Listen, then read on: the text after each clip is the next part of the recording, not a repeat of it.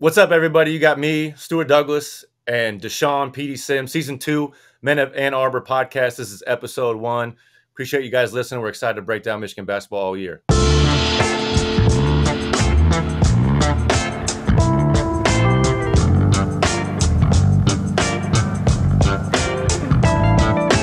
Welcome, everybody, to Season 2 of the Men of Ann Arbor podcast. I am back, your host, Stuart Douglass. New look this year. Nick Sauskas is not with us. He's on to other things. I'll let him announce those. I don't think he's announced it yet, but he's got some other media things he's getting onto. But if you're watching the video or you hear this voice I'm about to introduce, Deshawn Sims, who I will affectionately call Peedy from here on out. Peedy, what's up, man? We played together a couple years over in Israel. Been talking back and forth throughout the years, man. I'm excited to do this podcast with you. When they said, hey, Peedy wants to come on, I was like, no way. I didn't believe it when I heard it. No, I'm excited to be on the pod. Me and you go way back. Hell yeah. We're Michigan guys. I'm a 4-year guy. I've been playing in Europe. Like you say, me and you ran into each other twice, right? In Europe. Yeah. Yep, twice. We played 2 different stints in Israel. I guess we'll talk about, that later. But, yeah, excited to be a part of the pod. Talk some Michigan basketball and just do. And you're there now. Like you're in the area. Yes, I'm in the area. I can go to games. I can, reach out to the players. I can do everything. Yeah, that'll be good. Because I was not happy, dude. Long Beach State game. It was on Big Ten Plus. I was like, no one gets Big Ten Plus. Like, where the hell am I supposed to find Big Ten Plus? Now I got to pay for it. I didn't pay for it though. I might have to during the rest of the year, but I don't think they have that issue with the schedule anymore. But yeah, we'll get into some of that stuff. We got some history together. We got stories, you and me. Our experiences playing with Beeline that are very unique. Yours is very different from mine because you had Amaker as well. So we'll give some different perspective there. And then, break down Michigan basketball as a whole this year, which so far they're exciting to watch. But we'll get into some of our stuff later. I want to, get into Michigan basketball. This being the first episode, talk about what we've seen in the first few games, what we see going forward. They're 3-1. The tough loss against Long Beach State on Friday.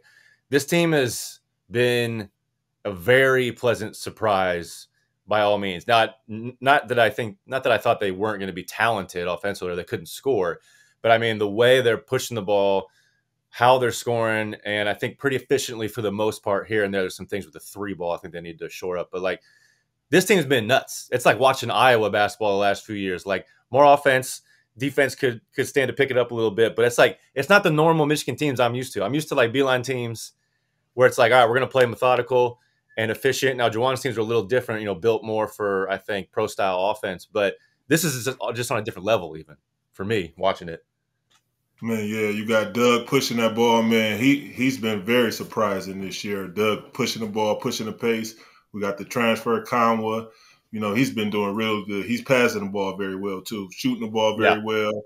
I think this team has, on any given potential night, 2 or 3 20-point scorers. You see in the St. John's game, Namari Barrett showed out in the Garden. Man, like you say, it's been a pleasant surprise in the first half. I mean, the first few games. Yeah, like Burnett showed up career high against St. John's. Doug has already had 2 career highs so far this year in terms of points. I don't think Olivier's hit his career high, but he's had 20-point games. Trey Jackson showed up last game against Long Beach State. I think he had 15 in the first half. So they got a lot of guys that can score. Will Cheddar had a career high 20 a few games ago, perfect from the field. Like they got guys that can step up and they share the ball. They got an interesting dichotomy on offense where last year you had guys holding the ball, right? Like Jet is an NBA talent. Kobe was an NBA talent. That was obvious. And the ball kind of stuck with them at times. And everyone kind of looked at them like, hey, go. Like, sometimes we used to give it to you and Manny and be like, all right, guys, good luck. Go get us a bucket. And it works sometimes, but other times, it's not always easy to be efficient when you're playing offense like that. This year, it's like Doug is controlling the offense. And then when the ball's out of his hands, they're moving it. Like when Olivier gets the ball, he's making a decision. He's not holding it. He's making a decision. He's passing it. And they're passing it to get into offense. They're not just like passing it hot potato to see who's going to do something with it. So it's cool to see like that chemistry is tough we had that, right? When Beeline came in, you guys had 1 year Beeline, and then I came in, and he was trying to revamp the offense a little bit. But like that chemistry is not easy to do with the whole new group, like of transfers. They got 2 transfers in the starting lineup right now, and a point guard who's really coming into his own, trying to make a name for himself. You've gone through that. I mean, it's tough. It took us a while, I feel like, to get really comfortable with each other offensively, no? Yeah, so that's the thing. When you're in that transition stage from, new coach, new offense, of course, new players, it's hard to get into a rhythm. It's hard to you kind of looking over your shoulder. You don't know. Yeah. You really looking over your shoulder, man. And when I was in those positions, I just always thought I had to get better because I never knew the situation. Of course, Beeline was different from Amaker, so Yeah. I remember the Beeline's first press conference. He told me, no, he was speaking and he was watching who were all late coming into the press conference. So he's looking on the outside, and this is his first day. So he's looking on the outside and he's counting. And I didn't think nothing of it. After that press conference, he had a list of names, and before we even introduced ourselves, we were running. Yeah. So, I did not it know kind of that gives you a story. sense of what you got to be prepared for when going through that Yeah. transition. Yeah. No, 1,000%. That's hilarious. Because my first day, my first workout, it wasn't even a practice. It was like one of those summer workouts with like 5 or 6 guys. Those ones they could do that like didn't count as a full practice. And it's first drill, first rep of the first drill, and he's calling me soft already. And I'm like, all right, we're already doing this. Like he's already testing guys. I don't think this team has it. I think this coaching staff's been there already, but you still got to make adjustments, right? Like Olivier's got to come in and find his spot. That's not easy. Like they're making it look really, really easy. It's not easy. And I know he's coming into a spot filling a need in terms of front court scoring. With Hunter gone, like there was a lot of opportunities in the front court that he's filling in. But still, like have that comfortability where the guys trust you. They know that you're not just there to get points and like go try and get a contract in the NBA or overseas. It's like, no, I'm here to win. You got to really establish that trust there.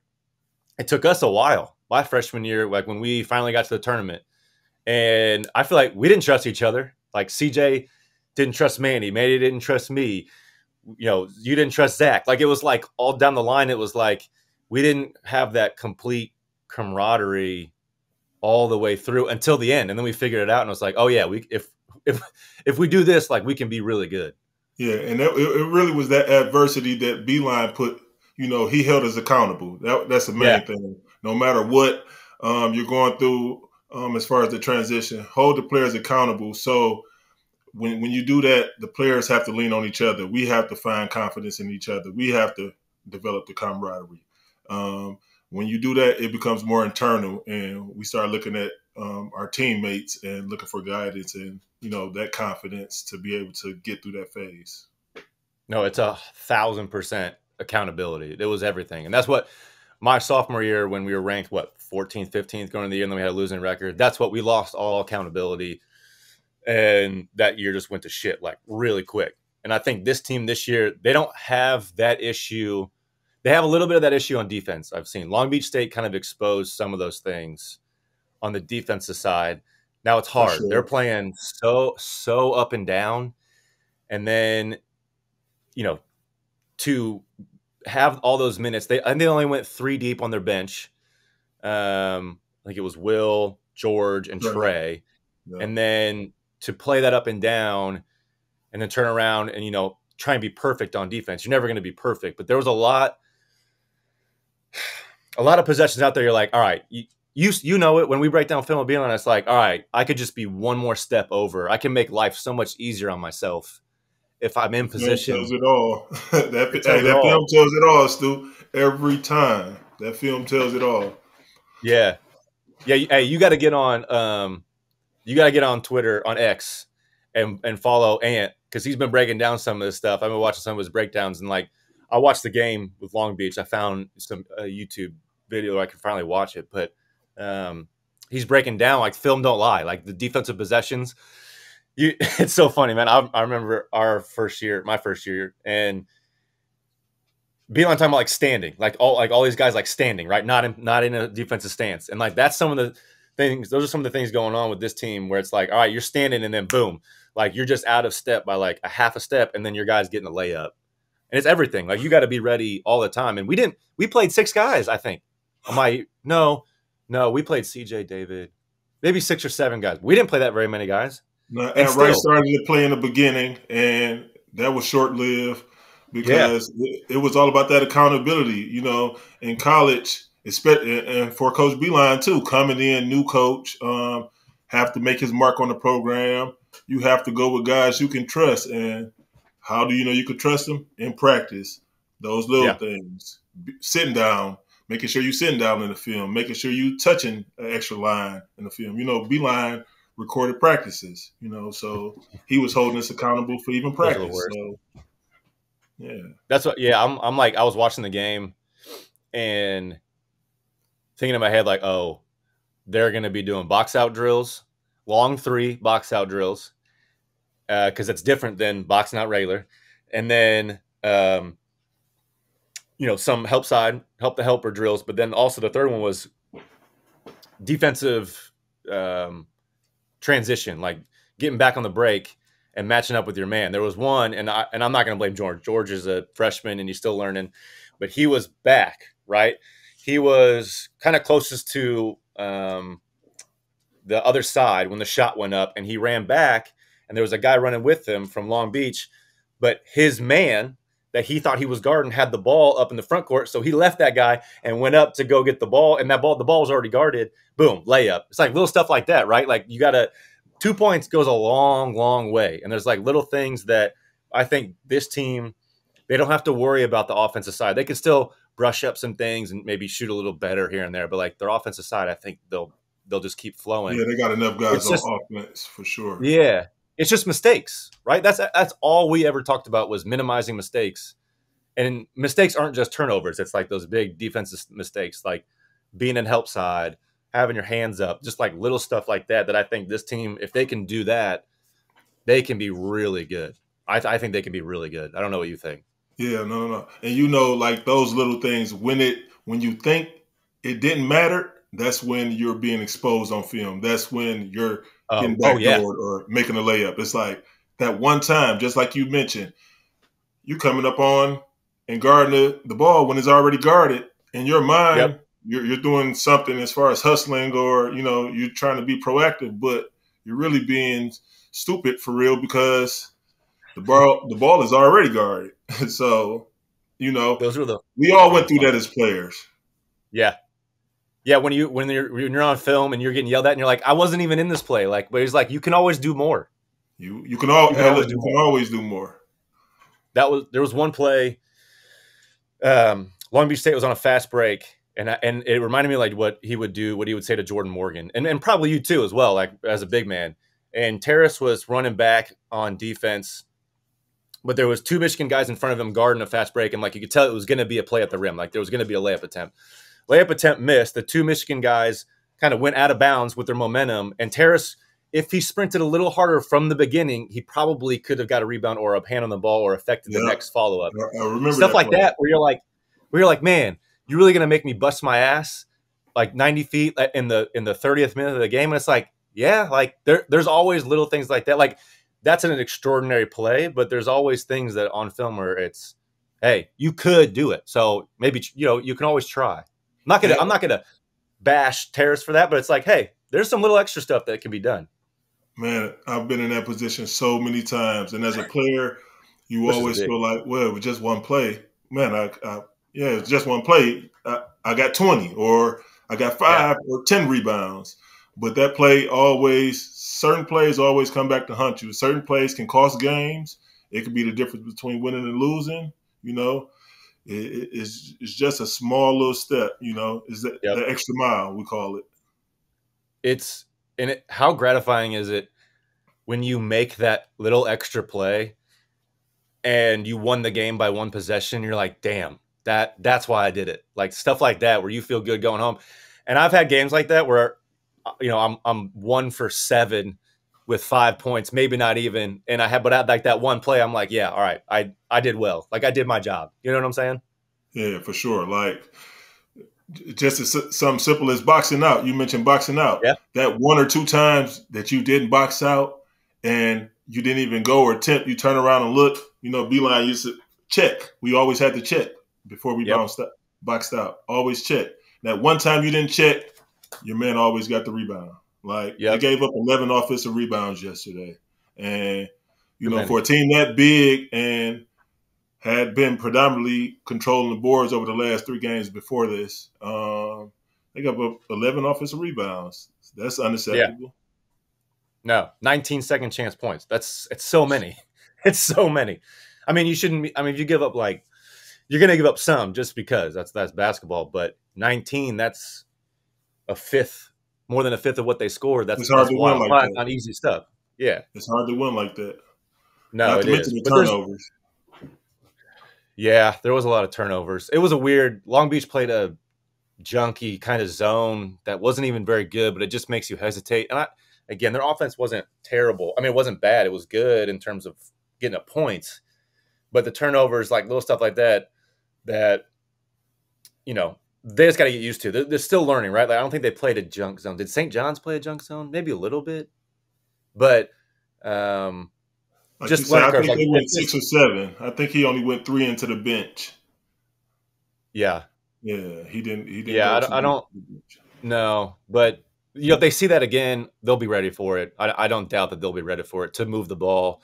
And when they did score, they moved the ball really well, like side to side, got it to the middle. And so I'm not super worried about their passing with some of the turnovers. I think that was just kind of a hesitancy thing. But my big issue is just getting that confidence from the from the offensive side to go to the defensive side. Like it took us a long time to learn the patterns, and it takes five guys, right? Because one guy gets beat, you know, you got to help up, and you got to help the guy that helped. You got to help that guy that helped. Like it's got to be everyone all in unison, and I think that's always a part of the problem in college basketball when you see like, oh, this team's not good on defense, and it's like they're just this much behind on recognition. And for me, it's when I was able to see where the play was going, it made my life so much easier. And that's just repetition. Like those guys are going to get in there and it's like, all right, there's a drive baseline. The only open guy right now is in the opposite corner. The man from the wing has to go help in the corner and I'm going to be there. I have to be over there to help. So like I'm already on my way to my spot, like two passes before it even gets there. And it makes your life so much easier. Stuff like that I think they'll figure out. But I think, if someone's going to be called out, I think there's an intensity for all of them that needs to be ramped up a little bit. Like you need to take offense to Long Beach putting up 94 points on you. Like that's got to be eaten at you until they play Memphis for real. Like I know that one kid was good. Was Sahonis Thompson, the point guard, was good. They didn't have bad players. Long Beach had some good players, but Yeah. you got to take it personal. Long I Beach don't know. I don't always know kept about you. scores. Long Beach always kept high volume scores. And when they come in playing a team like a Michigan, big name, you got guys coming in, they're going to go at you. So I know, but still, you got to go right. That's why you got to go right back at him. You got to match that intensity. yeah, I remember playing Wayne State one year. I think it was might have been my sophomore year, and it was guys I grew up in the same neighborhood with. They were Mm. going at me so hard. It was like worse than Greg Oden. They were going at me so Yeah. hard. I mean, playing me, denying me the ball, wouldn't let me catch the ball. And from that day forward, it's like no matter who you playing, they're going to go at your neck. You got a name on your chest, Michigan. They're always going to come at you, regardless. Yeah, no, 1,000%, and you got to be ready for it. And I think there's kind of a flip side to it, where on the defensive end, you got to be sturdy and steady and make those rotations. But there's an aggressiveness, like you got to show the other team that it's not going to be comfy getting the lane today. For sure. Like Sahonis was very comfortable with the ball. At no point was he uncomfortable. He got to his lines, and I think there wasn't terrible defense played on him the whole time, but he got within 15 feet, and it was like he was like, yeah, he was just getting to his spots. You can't let guys get to their spots like that, and it starts from the very beginning of the game, especially at home. Like you got to be able to protect the home court like that. When you go on the road, sure, I guess some guys get opposing teams get more motivated and they're more comfortable at home offensively, but when they come into Chrysler, like they should be uncomfortable. Well, I think that's the Big Ten in a nutshell, right? Like win at home. Win You at got to home. win at home.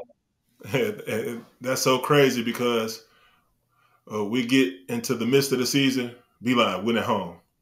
We can make it, just win at home. And, Yeah. It wasn't like we we went into Ohio State thinking we were going to lose, but it was like, okay, at Ohio State's really tough. At Michigan State's really tough. But we can get these games at home and get to our goal. So I don't know. You got to start that pride a little earlier, but I think they'll be fine. I mean, I'm if they can shore up some of those issues, and I have no doubt the coaching staff is going to show them the game film, and they'll get better defensively. It's a point of emphasis. I'm not worried about that whatsoever. But I want to get into kind of some predictions and where you think why or what this team needs to do to be successful. So like, maybe a couple players or what they need to do offensively or defensively. Like where is this team going to find success? Like if they do this, they'll be in the Sweet 16. What do you think that is? I think they need some versatile defenders. We really got to see once Jace get back, how can he guard some of the guys that, of course, we'll have a problem with. Doug is small, we know that, so we can't expect him to be our lockdown defender. And Terrence, seeing if these guys can guard, 3 or 4 positions. I think that's going to be key. Offense, I know for sure we got guys who can put up points. You see Will coming off the bench. I think the Youngstown game played really good, didn't miss a shot. Mm-hmm. Trey, last game. So I don't think offense is going to be a problem. I think we're going to have to find that kind of hybrid defensive 1-2 that can come in and get stops and kind of like dictate, so we won't have a guy coming in our house scoring a 35, Yeah. A guy has to come and set the tone. So I think we need that. Yeah, no, I agree. I think that versatility defensively is huge. There's a lot of plays in the Long Beach State game that they weren't switching like 2, 3, and 4 positions. I think they were trying to keep Doug on that little point guard or on the Silva, which makes sense. Like you can switch 2 through 3 or 2 through 4, 1 and 5 stay, but they still weren't switching that. And I'm like, all right, you got all these big guys. You got Terrence. You got a lot of these wings that can play the 2, the 3, and the 4. Burnett can guard a 4-man. I think most 4-men.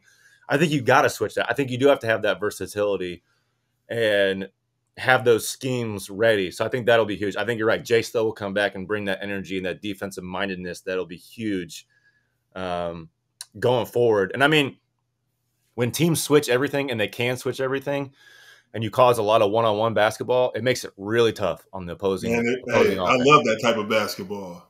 Yeah, it's fun. Yeah, switching. You want some of these college kids playing one-on-one because they're not going to be able to score. You were able to score. You liked it. Yeah, for sure. And I like being on the other side of it, taking that challenge, being able to try to stop a guard. And having my teammates or my coaching staff believe in me to be able to do that. So that builds camaraderie too. Being able to switch 3, 4 guys and knowing that if I switch, this guy's going to, got my back. He's not just going to let the man score. So the versatility, man. No, it is. It's that challenge. Like Peedy, like you can guard Taylor Battle. Like don't take switch on to him. Challenge yourself. Like go after him. Stop him. And this is like things like that where I think they'll start to build on. My X factor is, I think, Terrace Reed and a lot of that defensively. I think, to me, he has so much potential, and he showed it last year, the energy. This game against Long Beach, I saw a lot of standing. I didn't see as much energy as I've seen him bring before, right? Like, okay, you're going to show me that potential. Keep it going, like keep it consistent. And he can be a menace defensively. I think he can be so long and disrupt so many things. And there was a couple times, like there's 2 ball screens in particular where his man went up, to set a screen, like going left to right, and then he got up there and he switched, right? Like, okay, as the big man defensively, you got to adjust because you're preparing the guard to come off this way. Okay, the screen flips. I got to get back over. Terrace didn't get over. It created a downhill situation. Boom, layup. Boom, wide open three. Little stuff like that. That he's got to be the anchor for the defense because as long as he's in the game and they're playing in the Big Ten, he's going to be in ball screens nonstop. I don't think Long Beach played that many ball screens. The Big Ten is going to be so many ball screens. You're playing Bowie. You're playing Braden Smith and Zach Edey in that pick and roll. It's just going to be nonstop. Like he's got to bring that energy from the get-go. And it's tough. You know it. It's tough playing ball screen defense in the Big Ten. I think that's the toughest part of playing defense, especially when it comes to conference play. You know, that ball screen, being able to make adjustments when the screener actually changes the direction of the screen at the last minute. You have to, and I was that big man, and it sucks when my guy is running up there and my teammate's like, oh shit, I don't have the confidence. And Peedy, he's going right, he's going left. You know, you have to be able to, have your guys having the confidence in you to be able to come and make that right play as a big man. So he's going to face a lot of ball screens this year. A lot of ball screens. No, nonstop. And he's gonna have to progress there if they want to win some games. So you got to be loud, right? As the big man guarding the ball screen, when your man is going up set screen, you got to be screaming. Your teammates have to hear you. You have to have that confidence. If he can be kind of that defensive captain, Jace definitely will be. I think Terrence will be a part of that for sure. I think Olivier can bring a little more defensively as a veteran. And Terrace needs to build into that role, like really take on that role. Because unfortunately, I kind of feel for him a little bit because coming in your sophomore year, you're like, all right, I'm going to take a step up offensively. Like that next year, like, all right, I'm going to start out the year offensively. I want to average like 12 to 15. Like I'm sure he had all these personal goals in mind and these dreams. Then you get in the game, it's like, oh yeah, they scored 90 and they don't need me offensively. Like you're happy for the team, but you're also like, damn, like I want to score. Like I want to be a part of that, but they don't necessarily need him to be a huge part of the offense. I think he still will be. I think in the Big Ten, he'll be a much bigger part of the offense. But going forward, I think the X factor for him is defense and really anchoring that. So I don't know. We'll see. They have the potential. Like it's not like we were sitting here and thinking, oh no, this is going to be a long year with some of these mistakes. Like some of the mistakes they're making, like the turnovers, some of the defensive mistakes, they can fix those. So I got big predictions. But if you were to give a prediction for where they're going to finish in the Big Ten, we've seen it. They had a lot of high hopes after the first 3 games. People were like they should be in the top 25. They're definitely a top 25 team. Now they lose to Long Beach, and they're like, okay, what is this team? Are they good?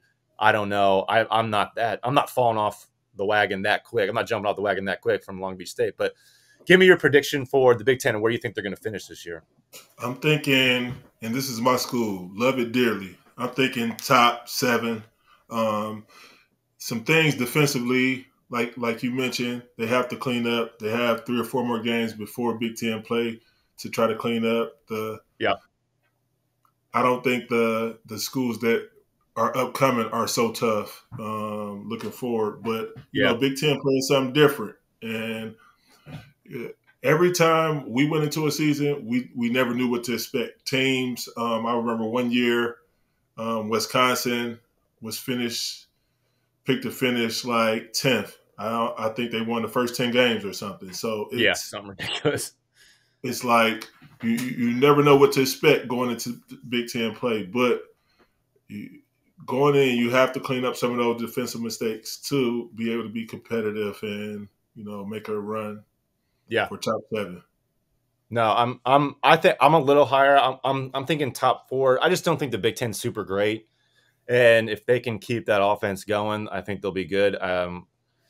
We've seen it though in the Big Ten. Like you think that if you can have a great offense in the Big Ten, that you'll just win a bunch of games, but Iowa never had, I think, as much success as their offensive potential could have taken them to. So you still need that defensive end of the ball. I'm thinking at least top 4, just with where the Big Ten is at and with how this team can score. there's always question marks on the defensive end, but we're gonna get some answers really quick. They got Memphis, who's 3-0 right now as we record this. Oregon, and then they're at Memphis, at Oregon, at home versus IU, and then at Iowa. Then they got Eastern Michigan, and then versus Florida. So big games. None of those teams are ranked right now. I don't know where it'll be until for the next few weeks, but there'll be some tests. There'll be some tests there. You'll see where Michigan falls. I think St. John's was a good test. I think St. John's is a little sloppy. They exposed St. John's sloppiness. So I'm waiting to see when they face a team that's really buttoned up and they're really disciplined, how they react. How they're going to be when they face that defensive team where they just can't quite score as easy as they have been. And then where that ball goes. Does it go to Olivier a lot more frequently? Does Doug keep it in his hands a lot more? I think it will. You'll see it starting to tighten up. But that's why there'll be some tests. Yep, that's why I have that top 7 because you don't know where that ball is going to go once conference play. It's different. We might see a different Doug. We might see a different Tears for better or worse. You never know. It's that's why I'm excited. We have these 3 games before conference play actually start. Fix the things we need to fix, and I'm rooting for the guys. Yeah, it'll be a lot of fun. I think top to bottom, I'm just happy for a lot of these guys. Like Terrence came back, Will came back. They've been playing really well. They're taking their game to another level. Doug is taking his game to another level. It's fun to watch the transfers come in. So overall, just really excited to watch this team. Really been impressed with what they can do. And now they got high hopes, right? Now it's all right, you got expectations. Let's start living up to it. Let's start taking accountability for certain things. And I have no doubt they will, but it's all a learning curve. So we'll be back. Not sure exactly what our podcast schedule will be, but we'll be back breaking down games. I'm not sure when the next one will be, what games we'll be breaking down, but we're excited to break down games for you all year, tell our stories, tell our experiences, just give a little slice of our life and how we went through it, and just give some perspective on what they're going through right now as players and coaches. And it's a fun time to be a Michigan Wolverine fan. That's for damn sure. So, Peedy, this is a lot of fun, man. I liked episode 1. What do you think? It was great, man. More to come. We have a lot. As you know, me and you have a lot of experience. We fought through those years at Michigan, man. A lot. It was some great times, some tough times, and we know exactly what those guys are going through right now. So we just here to help them get through it, share our advice, and keep it going. Yep. Appreciate you, everybody listening. We will be back.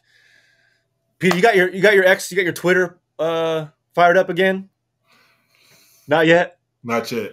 Okay, we got to get that going. We'll put that out there. You can find me SWD_317 at Beyond the Big Ten is where you can find all of us on X and Instagram. Wherever you listen to podcasts, you can download it or stream it. So let us know what questions you have. Interact with us on social media. We'll try to be a little more active there. We're excited to get this season underway. Appreciate everybody listening. We'll be back next time.